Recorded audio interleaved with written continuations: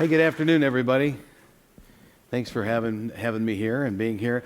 I represent probably a little different angle in this discussion. And when you look at funding and you look at government funding and research and crowdsourcing, I'm with the corporate parent is WellPoint, but you would know in California the company is Anthem Blue Cross.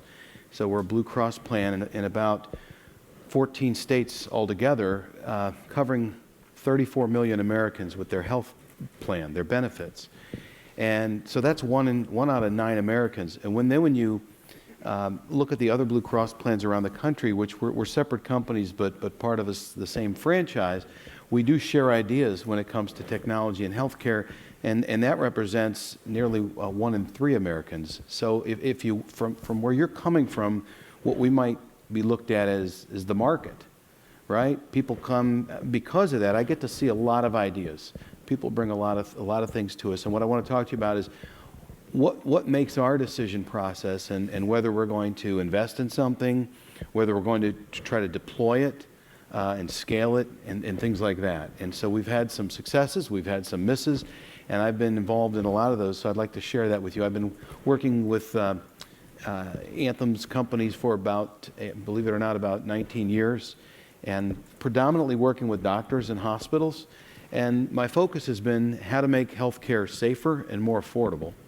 And only in the past several years, most of you would not necessarily think of your health insurance company as being consumer-oriented, but things have changed. So besides making healthcare safer and more affordable, we also have to make it a better consumer experience. And that's a lot of the things that we've been talking about. And so I'm going to talk to you, well, let me actually, if I push red, will it back up? It does. Okay. So the company's mission is transforming healthcare with trusted and caring solutions. I inserted digital because that's really what I focus on. And it's not that digital for the sake of digital, but as you all know, digital really adds rocket fuel to a lot of things that we were doing, let's say, in analog in the past. We have something called the Plan to Win, and it really, we see it, like I said, we see a lot of companies. People come and they pitch ideas. We've had formal innovation summits in the past where we've invited companies to submit what they're building and what the benefits are, and then we've basically narrowed it down from 66 to about 11 that we've invited in.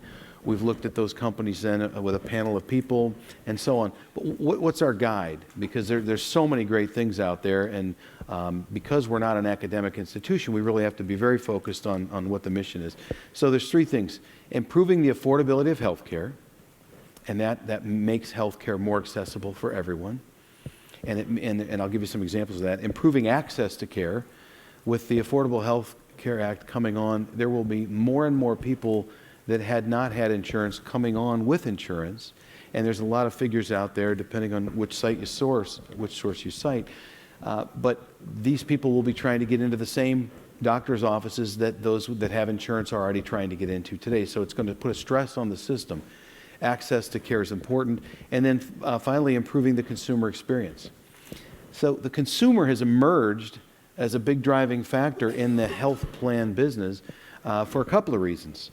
Every day, about 10,000 seniors, or let's say about 10,000 baby boomers, turn 65. And what happens when someone turns 65 as far as their health insurance? And there's a lot of young people here that may not know, but anybody want to take it? Medicare. So they end up getting their health insurance from our government instead of from their employer health plan. So think about our business, which has historically been the employer health plan business. So 10,000 people a day are dropping out of that market. That's a hole in the bucket, right? Well, now they're going to have Medicare, and with Medicare, they're offered Medicare health plans, but it's an individual choice most of the time. This isn't their employer saying, I've looked at all the health plans and we're going to go with Cigna this year. We're going to go with Aetna. You're now a senior citizen on Medicare. You get to look. So these people sit down at your coffee table, or you go to the local Walgreens, and they might have somebody there talking about the plans. So suddenly we find ourselves in the consumer products business. And that's something that's new, but it's coming on very strong. With healthcare reform, many people who might have had insurance through their employer, if it's a small company, will be in Medicaid. Medicaid is also a consumer decision on which Medicaid plan, and the exchanges. So, and long story short, we're in the consumer products business. Our business model is pretty simple, and I think if you're looking to bring something to a health insurance company to try to hit 34 million Americans, keep these things in mind. This will be your guide. The economics of how health plans survive and either make money or don't is real simple. There's revenue, which is how many people have insurance, what you're getting paid in, and then you have two different ways that you spend money, and the goal, of course, would be to have something left at the end. One way is claims cost, so paying for the cancer drugs, for the hospital stays, for the deliveries, what we call that cost of care. So any kind of solution that helps either bring in new revenue, because people say this is the best health plan out there, I love it, we all have to have it, that's good, or anything that says that helps improve the cost of health care by helping eliminate the waste, and you wouldn't believe the waste. For example, if an MRI is for the back is $3,000 here and it's $400 there, helping consumers use digital tools to know if they have a plan, and a lot of it is their own money, where they should get that MRI and where the quality is better. So helping improve the cost of care. And then the third thing, the other thing we spend money on is administration. Answering the phone, printing your ID cards, doing all those things. So anything that technology can do to make that interaction simpler and better for the consumer and takes cost out is a good thing as well. So that's the trinity of how health plans work. Revenue, so new business, new customers, improving the cost of care, or improving the administrative functions. So I talked about that. When we look at companies, it's real easy to get attracted to the bright, shiny object. Someone will say, wow, there's a digital company that allows nurses to talk to doctors, with their phones. Or there's this, or there's that. We've seen it all, right? A couple of the questions that we have to ask for, and sometimes I have to be the bad guy. But I've just, because I've learned this through experience. Question number one is, strategy first, vendor second. I know you met a cool company, and I know they're great, but does what they do fit into what we're trying to do? It might seem to you like a simple question, but people don't always ask it. So we, in the past, have done some deals with some companies, and then you scratch your head and say, how does that really work with our strategy? So keep that golden rule in mind with whatever you're doing. Strategy first, vendor second. Then can it be scaled? And unfortunately, for some of you that are doing really early research, we don't really do angel investing. But unless something just blows our socks off. But what we're trying to look for, somebody's got a technology that they've enabled, and it's never worked for more than 5,000 people. So can we put a couple million people on it? Will it stand up? And if not, then it's just not ready. Can we integrate it? So then there's our own shortcomings technologically with our platforms and our architecture. Can we integrate this thing so that it's a seamless experience and not cumbersome, right? Can we roll it out? Meaning, will it be affordable to the product? I've met some, especially physicians that get involved with inventors, have come and said, we have this thing and we want you to roll it out. You guys have 34 million lives. We want you to give it to every one of your patients or every one of your customers. And they have this math they've done on a napkin, and I've seen it over and over, that they're figuring they're going to get 50 cents for each of the 34 million members each month. And so they have visions of millions and millions of dollars cascading. But the reality is, healthcare is already very expensive, and everyone's trying to make it more affordable. Even adding 3 cents or 5 cents or 10 cents to every person per month, their premium, is significant. We lose accounts over change from one health plan to the other. So for someone to come in and say, hey, I've got a way people can bring their doctor and their mother and all their caregivers and have an online community. And, if you get everyone to pay 50 cents per month, we'll be able to deliver it. And so unfortunately, I have to break reality to them, and then they go back.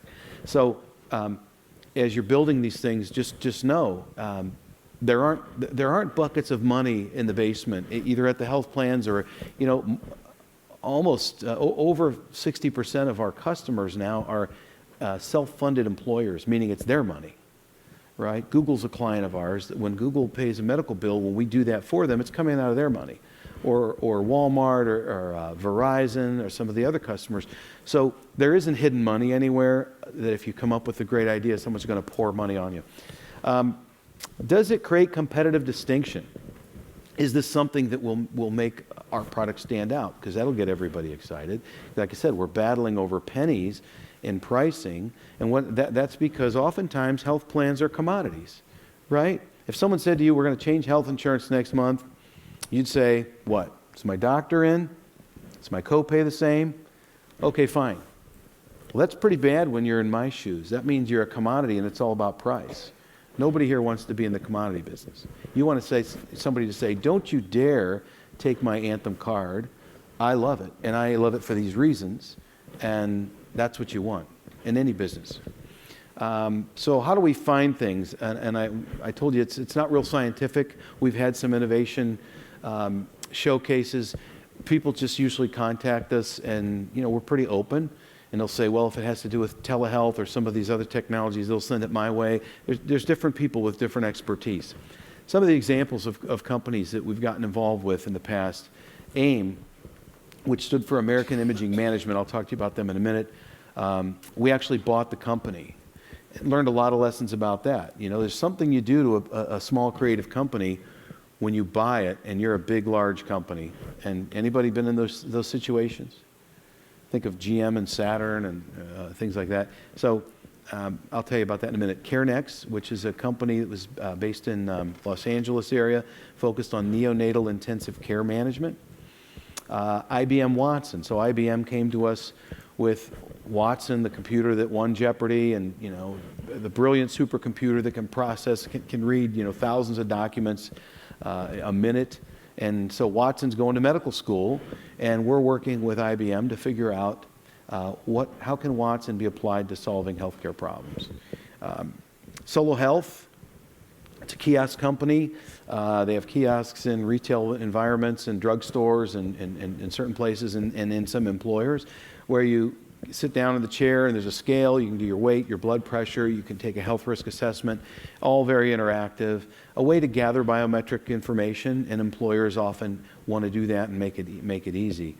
Linkwell, which is a couponing company, electronic digital couponing, that helps people make healthy choices when they're going to go to the grocery store.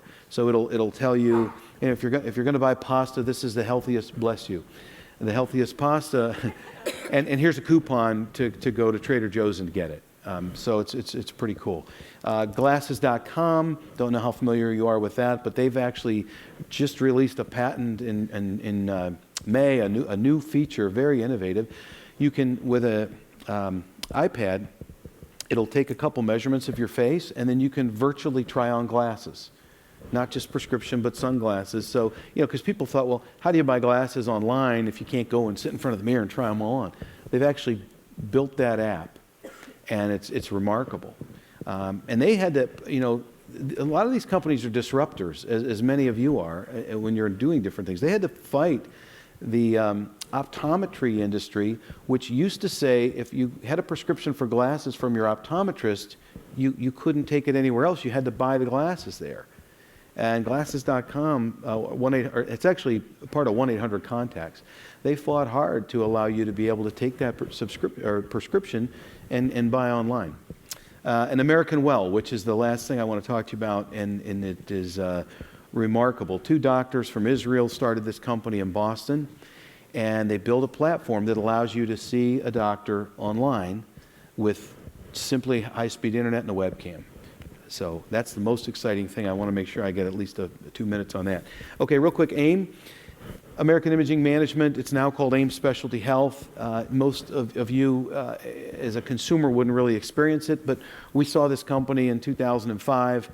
We had nurses on the phone where doctors would call and say, is it appropriate to do an MRI for this patient, or or a CAT scan, or I want to get this approved. And these are expensive procedures, and they were growing at 16% a year, 20% a year on average, and they were draining millions of dollars from the healthcare system. And most honest doctors would say, the technology is changing so fast, I'm not always sure what's the right thing to order. So AIM built algorithms and into their portal and allowed doctors' offices to do this online without having to call, and by answering 4 or 5 quick questions to get to yes quickly. And if they couldn't get to yes, then they could actually have a nurse, talk to a nurse, or even talk to a radiologist on the phone. This reduced the denial rate to under 2%. It improved physician satisfaction. They were able to basically give consulting. And so that took millions of dollars of inappropriate imaging out of the system. And then they built a tool that allowed the doctor's office to say, now that I know the test is appropriate, before I order it, where's the places around town with the highest quality imaging technology and Teams certification and the lowest price, so that I can send my patient to the most valuable site so that their money will go the farthest. Well, then we found that doctors didn't have a lot of time to do that, even though they thought it was a good idea. So we made that available to patients. And so all these programs called Imaging Shopper, help people know that literally right here in this town, I'll tell you, you can get an MRI of the knee or the spine for over $3,000. You can get one for about $500, and with the same quality. It's just the market's out there, and there are not intelligent tools to help you shop. So AIM does that. They also keep track of the radiation that a patient's gotten. See, because a patient might have gotten 2 CAT scans from this doctor and something else over here. None of the doctors know all the imaging that you've had as a patient. But guess what? We know as your health plan. So there's a warning system that'll tell a doctor, this is going to be the 6th CAT scan for this patient. They're reaching an unhealthy level of radiation exposure. Doctor wouldn't have known that because they don't have their charts from everything else. So it's just some phenomenal things there. The company's really grown. And what we liked in them it wasn't about radiology. It was, has anyone tried to sell anything to a doctor? Okay. That's not fun. The hardest thing, the toughest audience out there, because for a doctor to write a check, it's their own money. It better work, and it better work well. And for a doctor to let their staff go on the internet and use something, it better work and work well. AIM had 65,000 offices using their portal. We bought AIM because of their footprint on the web with doctors. A company called Availity, it's in Florida. It's basically a fat pipe, but not a dumb pipe. It is doctors were not eager to go, their offices didn't want to go to Cigna.com and Anthem.com and United.com to do all these things to see if Johnny's covered and what his copay is every day. So they would call, and calling is expensive for them and for all of us. So Availity built a multi-payer portal that allows the doctor office to work in one site, and it reaches out and it goes to the back end of all the different payers. So there's a lot of exciting stuff there. We rolled it out over the past couple of years, and the left-hand graph here shows a number of offices using it and the transactions, over 2.5 million. So it's been very successful. Now, I have 1 minute and 43 seconds to tell you about the coolest thing. So the 2 doctors from Israel who started American Well came to one of our innovation events about 4 or 5 years ago, had this capability for you to talk to doctors online. It's not Skype, okay, it's not FaceTime, but think of it as a secure, structured, HIPAA-compliant, simulated, in what we've done, we've built Live Health Online, which is an urgent care in a cloud. It's 10 o'clock on a Friday night, you don't feel well, you've got choices today, right? You can go to an urgent care, you can go to the ER, good luck. If it's not a true emergency, that's not where you want to be. Maybe there's a retail clinic around. Anybody been to a Minute Clinic or a Take Care, right? Okay, that's fine. Those are your options. Now you have a new option. Go to livehealthonline.com with a webcam and a high-speed internet connection, and you can pull up a board-certified primary care doctor that's credentialed, and for $49 have a visit. And why did we decide at Anthem that this is something we're actually going to reimburse for and make a benefit? Because doctors talking to someone on the phone was so, nobody knew. Did they talk for a minute? Did they talk for 20? Everything that happens in the doctor's office happens at Live Health Online. So you present your complaint, the doctor has a chance to review it, would love to get involved with some of the biometric folks that are gathering clinical data to help populate it for you.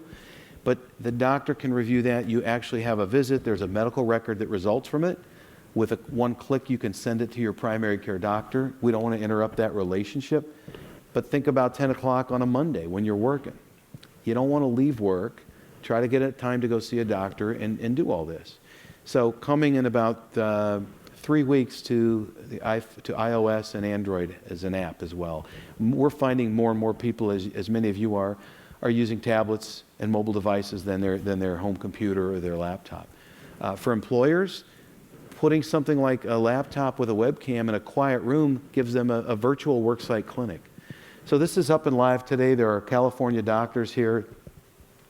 For any of you, it's $49. If you happen to have coverage through Anthem, you'll have a copay or some kind of a cost share.